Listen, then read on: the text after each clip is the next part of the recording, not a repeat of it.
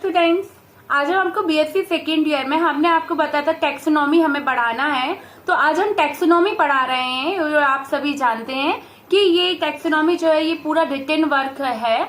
तो इसकी वीडियोस में हम डायग्राम्स वगैरह हमारे पास नहीं है, इसलिए आपको थ्योरिकल सब्जेक्ट है तो हम आपको थ्योरी के अकॉर्डिंग आपका टैक्सोनॉमी समझाएंगे। टैक्सोनॉमी में हम स्टार्ट कर रहे हैं टैक्सा। जैसे आपके क्वेश्चन पूछा जाता है वानस्पतिक नाम पद्धति के मुख्य अंतरराष्ट्रीय नियम, जिसके नियम के अंतर्गत टैक्सा के रैंक रखा गया है। तो taxa, rank of taxa, typification और साथ ही साथ प्राथमिकता का सिद्धांत, प्रिंसिपल्स, होलो टैक्सोनॉमी। तो ये सारे शॉर्ट क्वेश्चंस में आपसे पूछे जाते हैं। तो हम स्टार्ट करते हैं। सबसे पहले रैंक ऑफ टैक्सा क्या है, ठीक है। तो आज एक एक क्वेश्चन ही हो पाए क्योंकि थ्योरिकल समझाने में टाइम लगता है, तो मैं वन बाय वन आपको एक एक चीजें समझाते जाऊंगे और आप लोग समझना ध्यान से, ठीक है। तो रैंक ऑफ टैक्सा है क्या, देखो सबसे पहले संहिता, जो एक संहिता कोड चलते हैं, इनमें क्या चलते हैं, इनमें कोड्स में टैक्सा को बहुवचन एवं टैक्सोन को एक वचन कहा गया। सबसे पहला शब्द आपका यही है, आप यही लिखेंगे कि कोड में, संहिता में टैक्सा को बहुवचन एवं टैक्सोन को एक वचन कहा जाता है, जो किसी रैंक के वर्गीकीय समूह को प्रदर्शित करता है। कोई रैंक, जैसे हम किसी भी चीज को रैंक में लिखते हैं, आपको ये भी पता है कि आप लोग भी फर्स्ट सेकंड थर्ड आते हैं तो हम लोग कहते हैं रैंक लगी हमारी, कौन सी 6, 5, 4। ऐसे ही प्लांट्स को भी उनकी रैंक पे रखा जाता है। तो रैंक के वर्गीकीय समूह को प्रदर्शित करता है। किसी जाति का रैंक आधार होता है, किसी जाति का रैंक उसका क्या है, आधार है कि वो किस आधार पर रखा गया है, ठीक है। क्योंकि आधार पर रखने के लिए भी तो उसकी काबिलियत होना चाहिए, उसकी खासियत होना चाहिए कि प्लांट में क्या क्या खासियत है। तो ये सारी चीजें नोट करनी होती है, हमें ध्यान रखना होता है, ठीक। तो किसी रैंक में वर्गीकीय समूह को प्रदर्शित करता है और जाति का रैंक उसका आधार होता है। जो बच्चे नोट कर रहे हैं, मैं बहुत स्लो बोल रही हूँ, धीरे धीरे आप लोग नोट भी कर सकते हैं। और टैक्सा के रैंक से संबंधित इकाइयां जातियां, वंश, कुल, फैमिली, ऑर्डर, क्लास, डिवीजन एवं किंगडम कहलाती हैं। अब मैं फिर से बोल रही हूँ, आप सभी क्लासिफिकेशन सबने पढ़ा है, लेकिन अब हम क्लासिफिकेशन से मेन चीजें कि क्यों रखी गई, कैसे रखी गई, ठीक है ना, तो वही पढ़ा रहे हैं। टैक्सा के रैंक से संबंधित इकाइयां कौन सी हैं, जैसे स्पीसीज, ठीक है, आपने स्पीसीज लिखते हैं क्लासिफिकेशन में, जीनस, फैमिली, फिर ऑर्डर, फिर क्लास, फिर डिवीजन। अपन पहले क्या लिखते हैं, kingdom, division, class, order, family, genus, species. उसका जस्ट अपोजिट मैंने बताया है, species, genus, family, order, class, ठीक है, और डिवीजन, किंगडम कहलाती हैं। इस प्रकार से प्रत्येक जाति को वंश में सम्मिलित किया जाता है। प्रत्येक जाति को कहा वंश में, ठीक है, जीनस में सम्मिलित किया जाता है तथा वंशों को कुल और वंश जो जाति, देखो जीनस क्या हुआ, स्पीसीज को जीनस में, क्योंकि जीनस के स्पीसीज सबसे नीचे होती है, हम लिखते कि नहीं लिखते लाइन में, स्पीसीज को किस में रखा गया, जीनस में, ठीक है ना, सम्मिलित किया गया। जीनस को किस में, जीनस के ऊपर क्या रहता है, आप ध्यान कीजिए, जीनस के ऊपर फैमिली होती है कि किस फैमिली में रखा गया है, रूटेसी, फैबेसी, एस्क्लिपिडेसी। तो हम लोग ऐसे लिखते हैं कि नहीं, जिम्नोस्पर्म है तो उसकी फैमिली लिखते हैं, तो ऐसी। तो जीनस को क्या बोला, किस में रखा गया, फैमिली, जेनेरा, वंशों को फैमिली में, और इस प्रकार का क्रम चलता रहता है, ठीक है, फैमिली, ऑर्डर, वही क्लास, ऑर्डर, ऐसे चलता रहेगा, जिससे वर्गीकरण की इकाइयों का निर्माण होता है, ठीक है। तो अब स्टार्ट करते हैं। अब वर्गीकरण की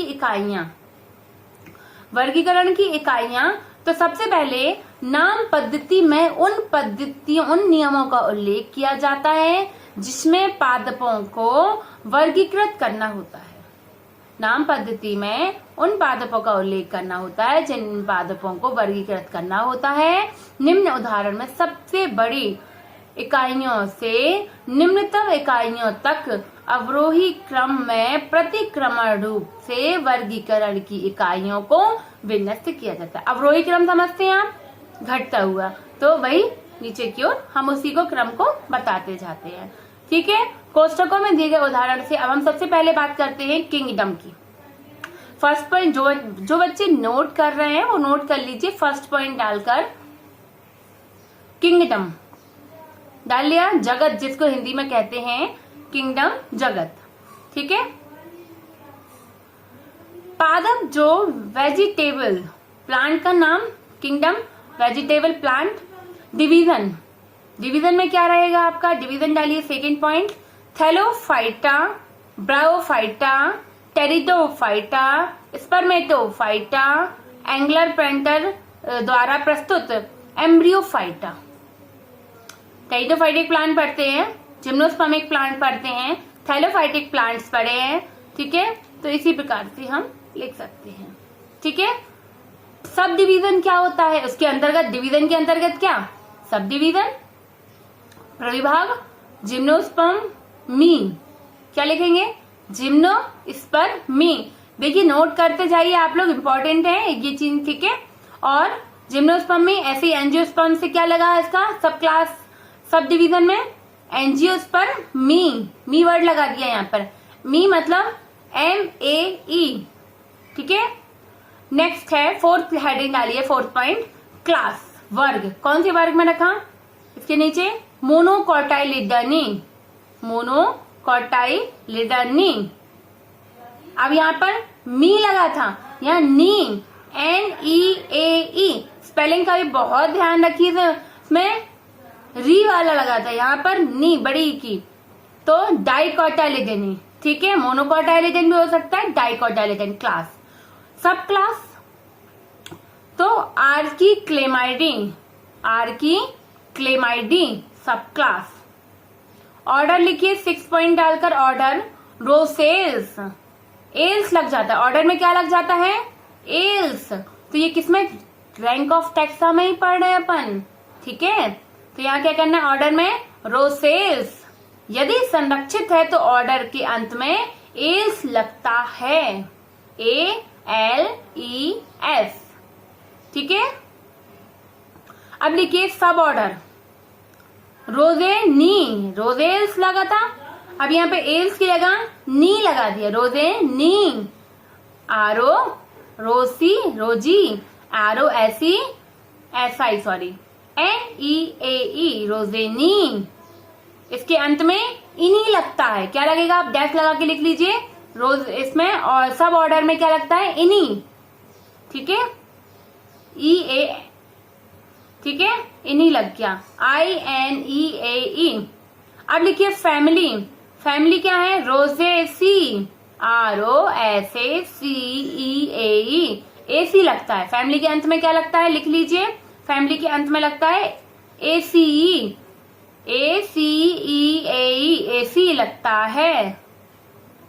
उप फैमिली, सब फैमिली, सब फैमिली में क्या लगता है, अब जैसे रोजेस, रोजेसी, अब है रोज, क्या है, रोजोइडी, रोजोएडी, OAD लगता है, क्या लगता है, OAD। इसके अंत में क्या लगेगा, लिख लीजिए, OIDEAE,